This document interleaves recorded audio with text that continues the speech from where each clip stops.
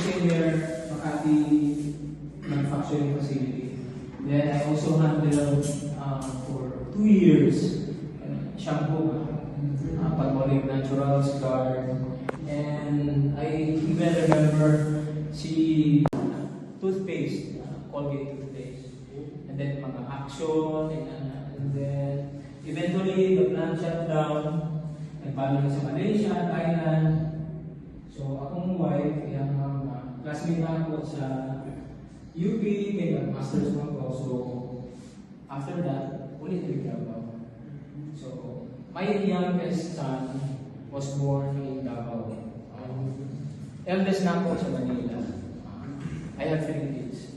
So in any case, di natin mag-school to, pero I also took my master's in business ad, same sa UP while I was working in Colgate.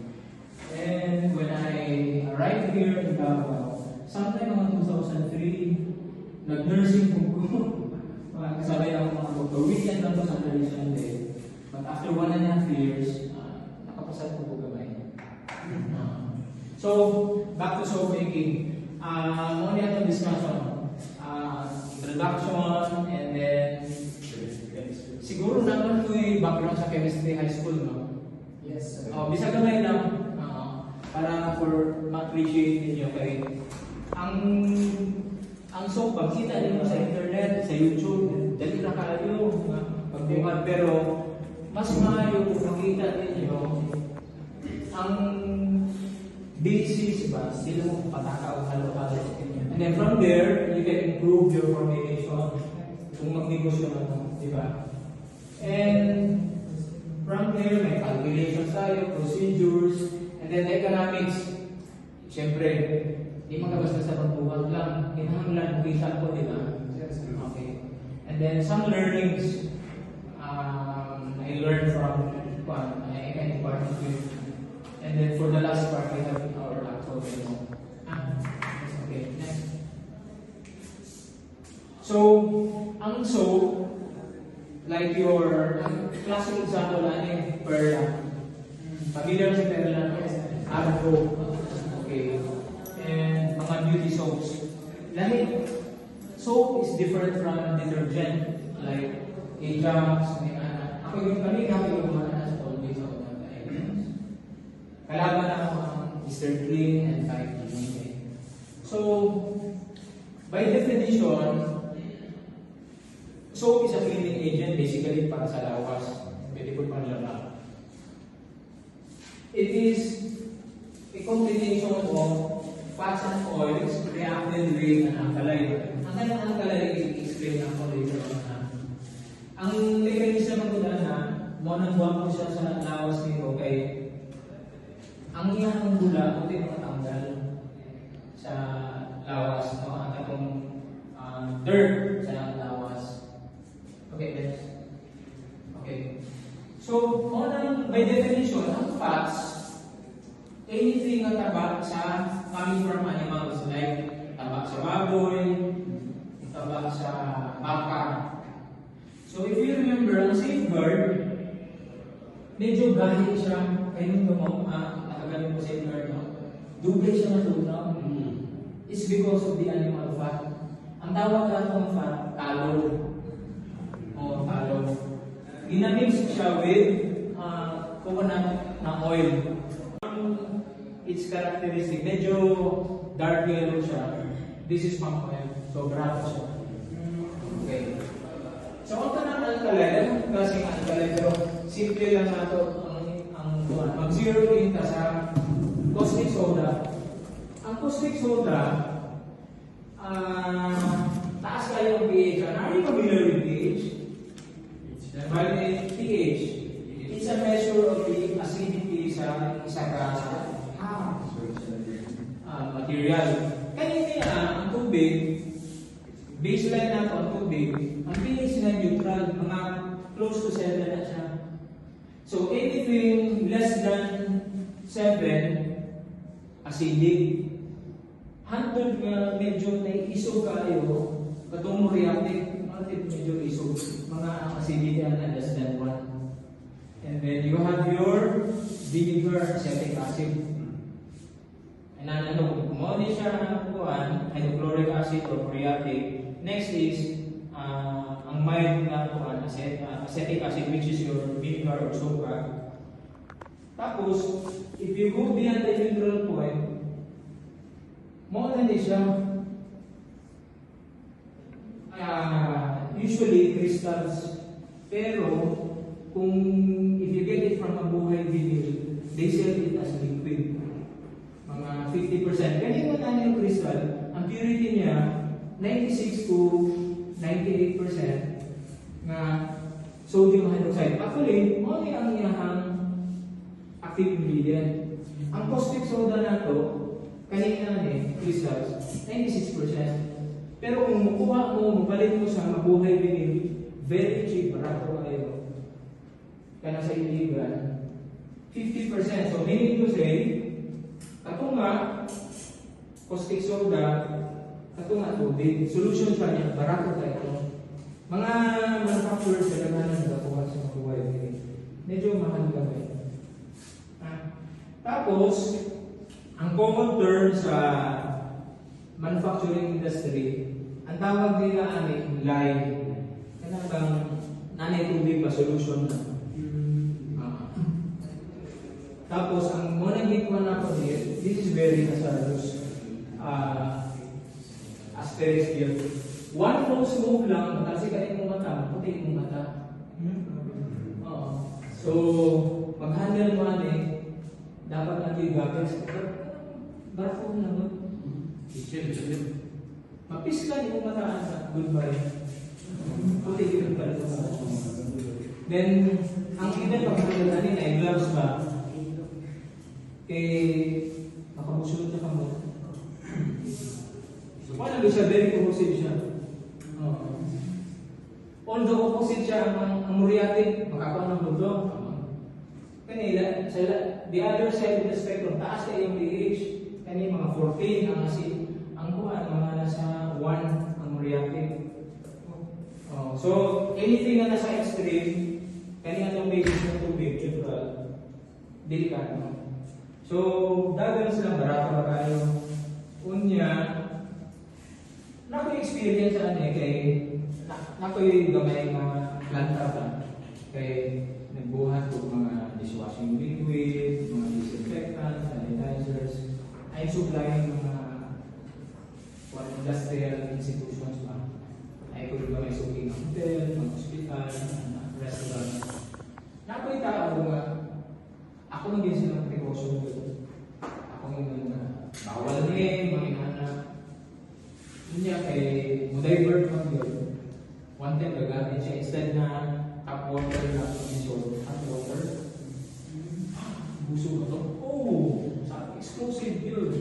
Ako sa ceiling. May gano'n ko na ko yung naong divert siya. So, masabi na when it comes to handling chemicals, do not take chances. Kuan yun. Dapat siguro sila yun. Then, gagawin siya. Okay. Next. So, ang process, pagbuhat sa, let's say, pakita namin yung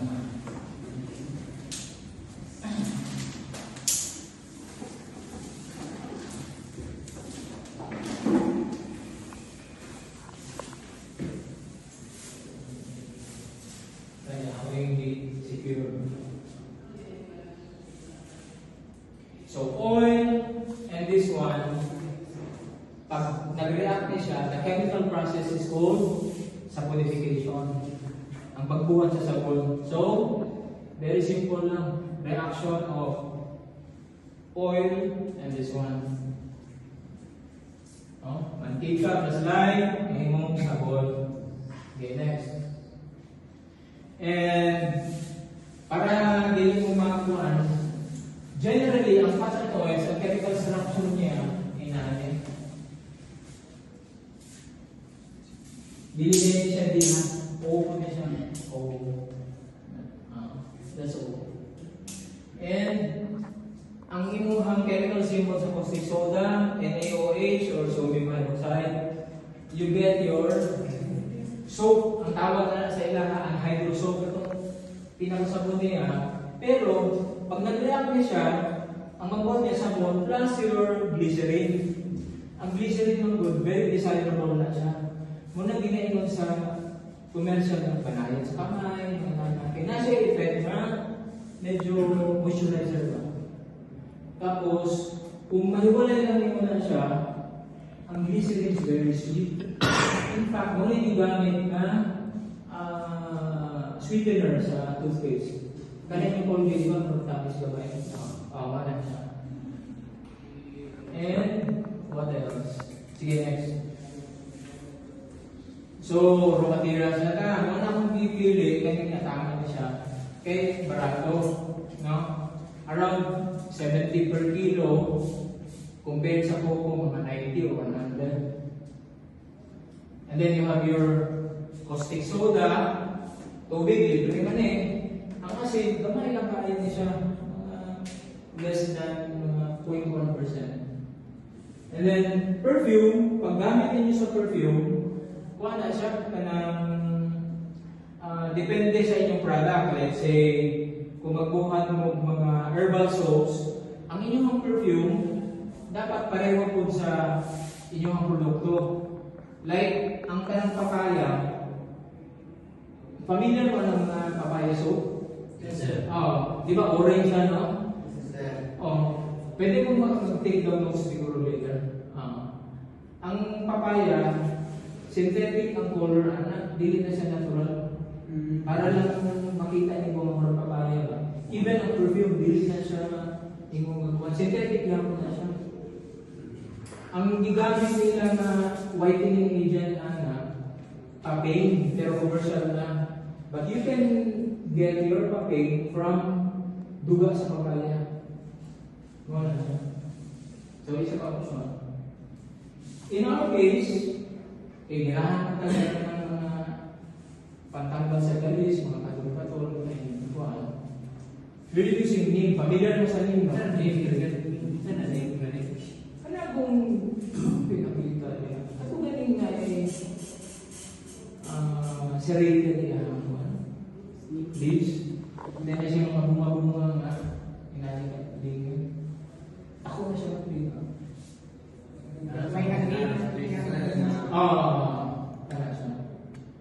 Very powerful na antibacterial, antiviral, antifungal. So, di na mo makinahanglan talaga ng kuwan. Kung mag-market manggod mo, pili mo sa mga big companies. If you're using ang imong let's say, sales pitch ni mo, kanya mong sabon, guwapo na yung pero kung natural yan you can increase your markup. Nga, readily available ba? Nga, kanina, munggay. Di ba? Then, you can also use Mandarin Cacao. Let's say, baligya ka online. Ang imuhang sales pitch ni mo, target na kung may mga pets, na may mga galis-galis. Nabuhat ka sabon. Kung mag-level up na ka, mga beauty soaps, kaya na papaya na. No? Pero, if you compete with Perla, anong Perla? Multinational company na siya, proper ng gambong. Pero pag yun na siya pang laundry, pero pwede ko nang bago sa ikatol, di ba? Kay excess natin. Okay. Regarding sa plant extraction ba?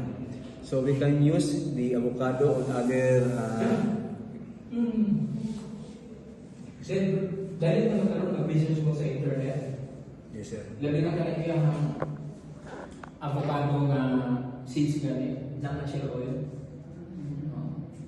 Blender ni mo, gamitin mo kanila. Diba? Muna ito i-extract mo. Ang importante na kay kanang calibration dali. Tapos ang importante na ang weighing scale. Kay tama din dapat imong hangkuan pagtimbang. Kaya yung spatula, gihulang na kung may mali. Tama ko pa. pangkayan na naman ay sa teacher.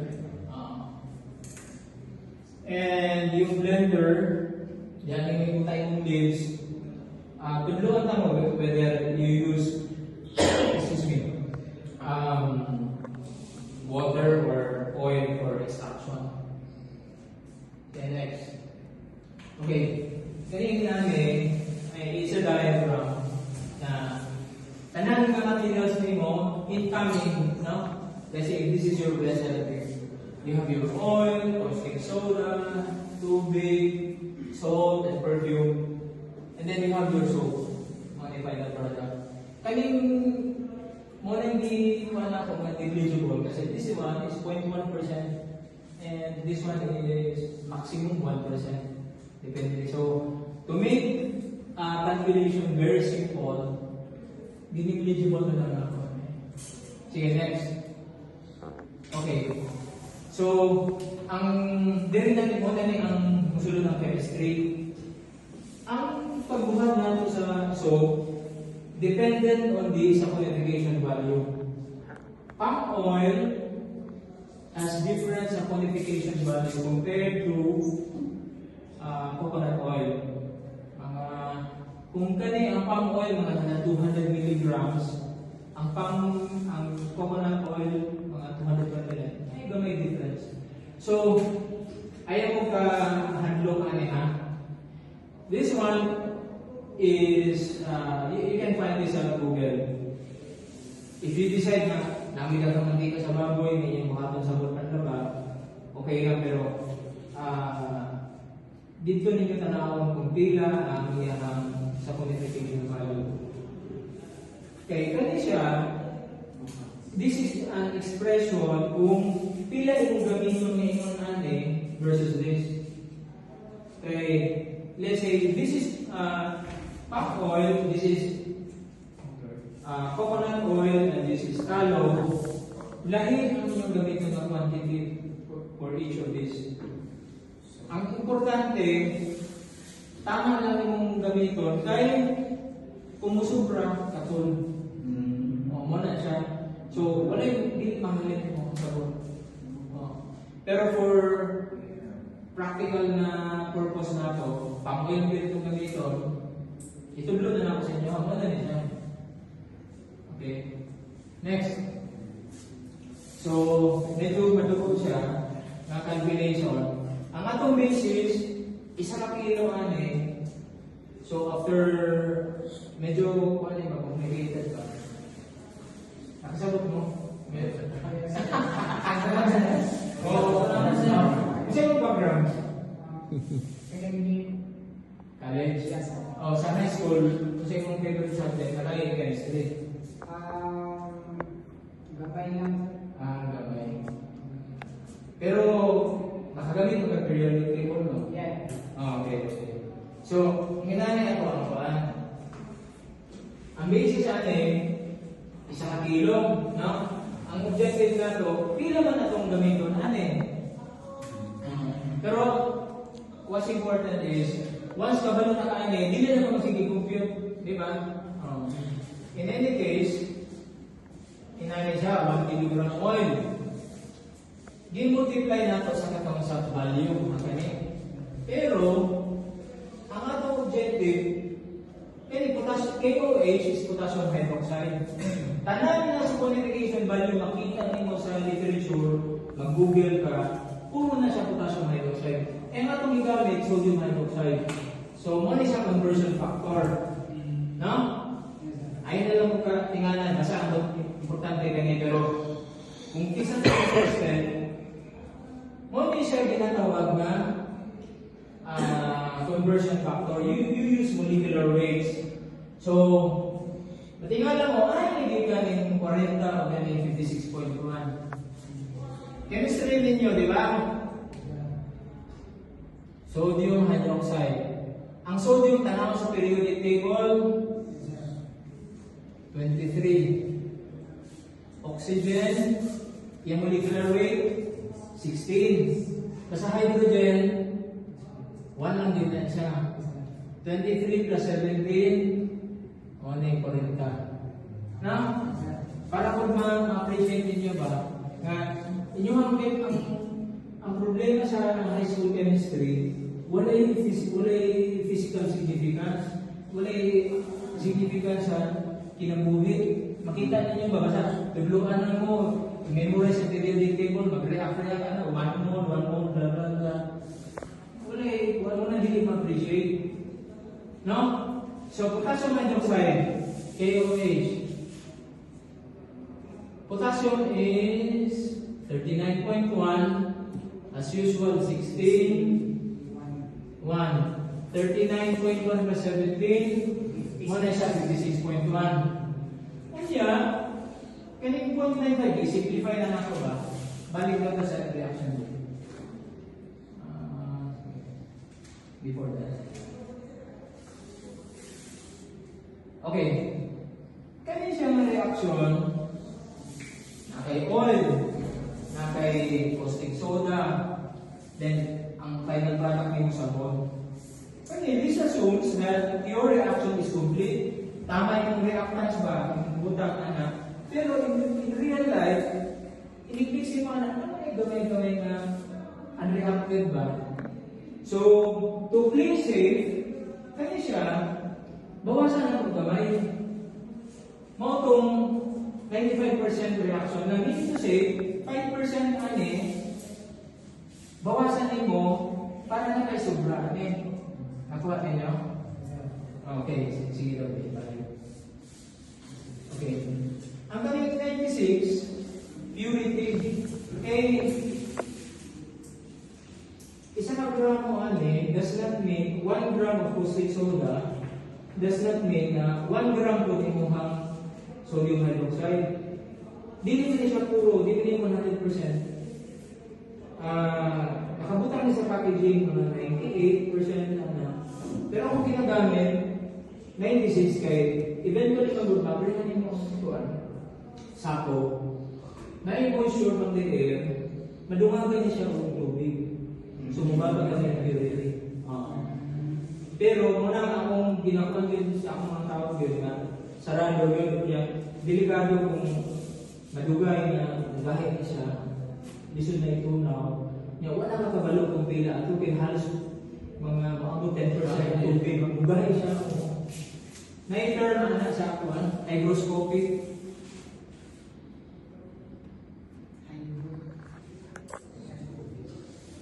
Kaya siya, sa dagang mga chemicals na dili nyo mo pwede i-open ba, mo attract siya moisture from the air, niya kung kahit siya, lisod na ito na, at the same time, timbang mo, nabili mo sakto, kulang na ito ang impurity.